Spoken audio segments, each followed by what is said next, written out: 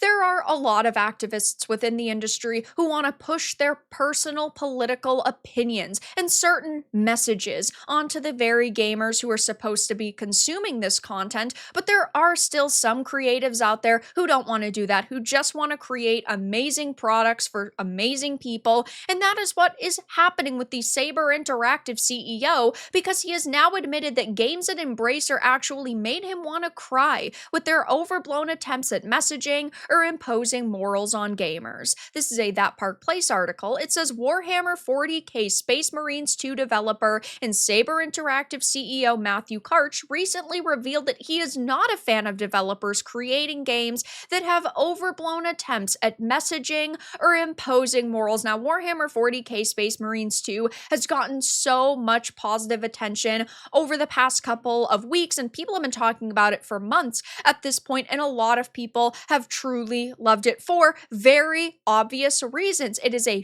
fun, immersive experience that doesn't try to, again, impose morals on you. It says in a comment on a video of the Asmongold TV YouTube channel, where Asmongold reacts to Legendary Drop Space Marine 2 as a reminder of what we lost, he made his opinions clear. Now, there were some individuals specifically over at Kotaku trying to say there's no proof that this is the case, but there is evidence pointing on other people's LinkedIns and his LinkedIn's to him sharing these sentiments, and it's basically confirmed at this point that yes, it is in fact him, given the status of the YouTube account and also, opinions he has shared in the past. He wrote, "Hey man, CEO of Saber here." Again, this could have technically been anyone, but we have seen this opinion shared multiple times by him. So it's like 95% confirmed it is him. He hasn't, specified, oh yes,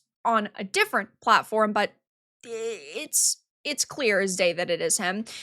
Hey man, CEO of Saber here. I love your videos. When we signed the deal to make Space Marine 2, all I wanted was a throwback game. We had to change to work on something which, by way of nature, was old school. I can't even comprehend many of the current games that we play these days. They are too complex and too much of an investment, he added. Next, he shared that he was inspired by Halo. We worked on Halo back in the day, and that game could be distilled down to the simplest of shooting loops, but it was entirely addicting. This is what we wanted to recapture, and they most certainly did. It says that he, of course, shared his hopes that Space Marine 2 and games like Black Myth Wukong are the start of a revival in the video game industry to get back to fun and immersion. I hope that games like Space Marine 2 and Wukong are the start of a reversion to a time where games were simply about fun and immersion, which I totally and completely agree with. I think that there are other games that definitely capture this essence as well, like Stellar Blade, for example. It is so similar to a title like Bayonetta, which is wildly and massively popular, and I want more games like this. I loved Halo in the past. I did think that Infinite was good, Halo 5 was not good, and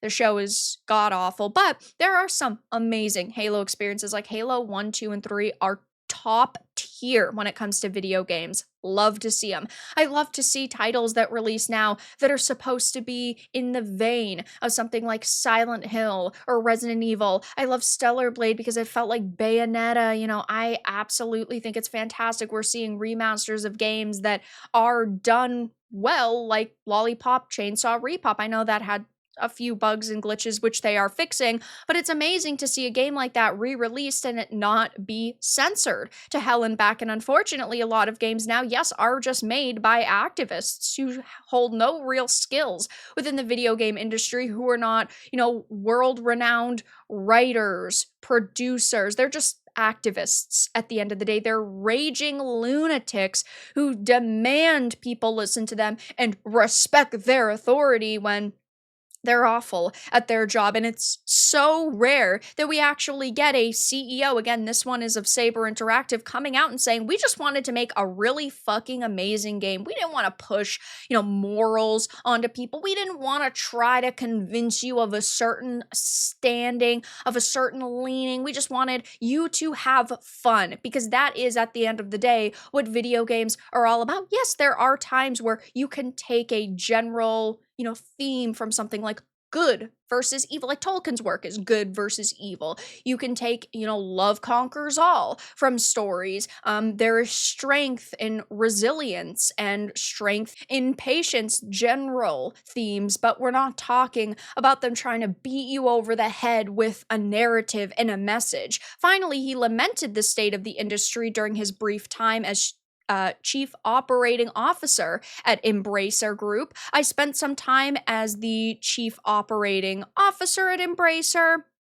He talks about how he saw games there that made me want to cry with their overblown attempts at messaging or imposing morals on gamers. We just want to do some glory kills and get that heart rate up a little bit. For me, that's what games should be about, which I think the majority of people would agree with. He just wants to create really good games, and that's another reason to support something like Warhammer 40k Space Marine 2. So, of course, I will be keeping my eye on this situation to see if he makes any other statements. But for now, that's all that I really had to discuss in this video. If you enjoyed it, make sure to give it a like, and if you didn't, give it a dislike. I appreciate your support either way, but I'll talk to you all again in the next video really soon.